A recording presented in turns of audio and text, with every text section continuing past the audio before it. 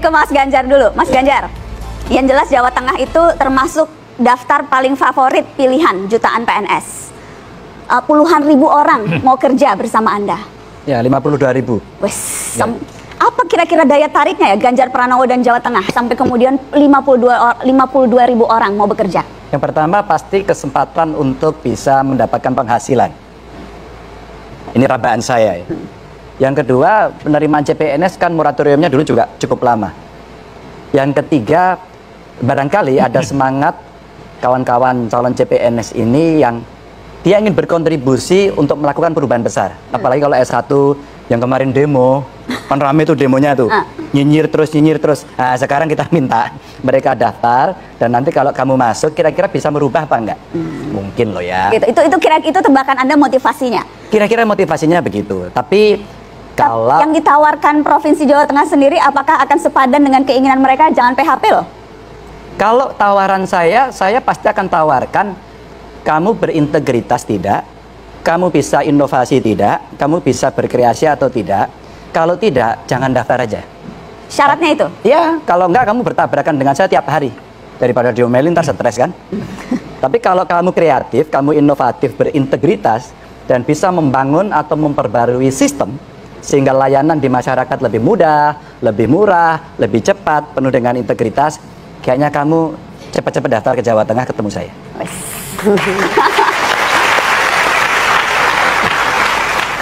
Mas Anies, Jakarta, karena gajinya paling besarkah di antara yang lain?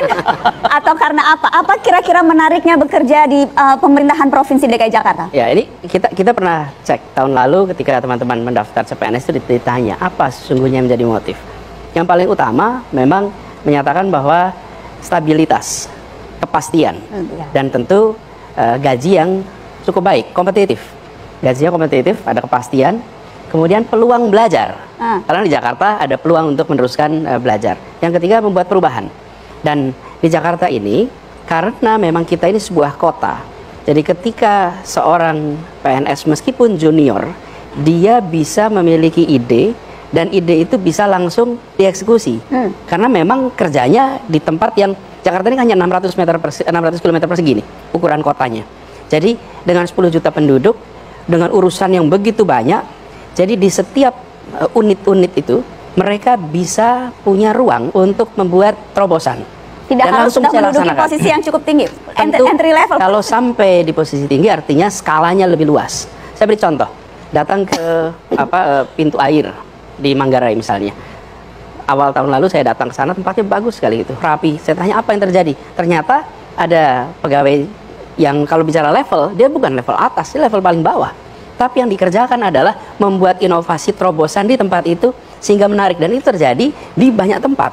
Jadi ketika mereka mengatakan saya ingin di sini untuk ada kepastian jangka panjang, gajinya kompetitif, bisa hidup layak.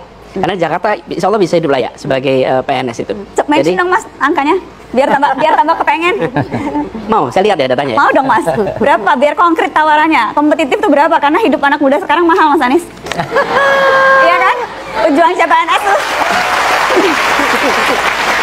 Coba berapa Mas? Gini. Tapi sebelum saya bilang angkanya, jangan berharap dapat angka ini dan kerja nganggur ya. Oke. Di Jakarta itu demanding sekali. Oke, berapa Mas?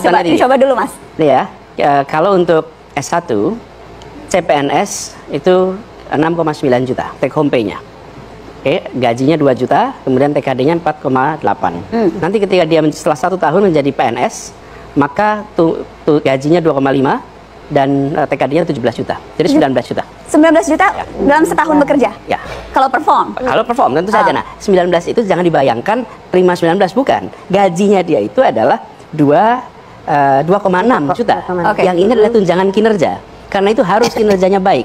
Ketika kinerjanya hanya 50%, ya dapatnya hanya 50%. Jadi take home pay itu bukan maksimal 100%. Itu maksimal yang biasa dapat adalah senilai 17. Itu maksimal. Maksimal 17 juta. Jadi kalau misalnya bekerja dengan baik, maka dia tidak kalah dengan mereka yang berada di swasta.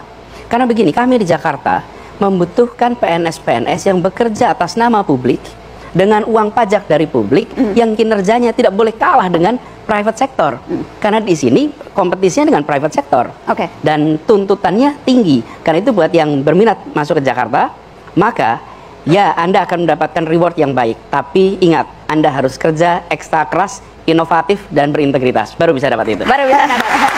Nggak sembarangan. Ibu Hovifah, Jawa Timur itu juga favorit, rebutan banyak orang. Dari mana-mana daftarnya mau kerja sama Bu Hovifah. Apa kira-kira menariknya Jawa Timur ini, Bu?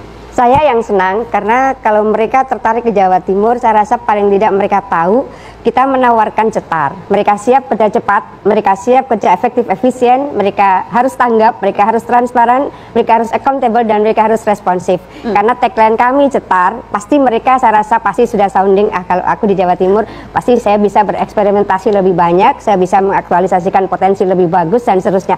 Selain seperti Mas Anies, kalau di Jawa Timur, tahun pertama PNS itu hampir 12. Jadi kalau 12 juta? Ya, tahun pertama hampir 12 juta. Artinya bahwa ini satu reward yang cukup kompatibel dibanding mereka juga masuk di private sector. Oleh karena itu kerja-kerja profesional memang menjadi bagian penting yang kita tuntut supaya mereka juga lebih confident. Ketika saya bertemu dengan 1980-an CPNS yang sekarang sedang latsar, saya sengaja menyiapkan ruangan yang memungkinkan saya mondar-mandir keliling.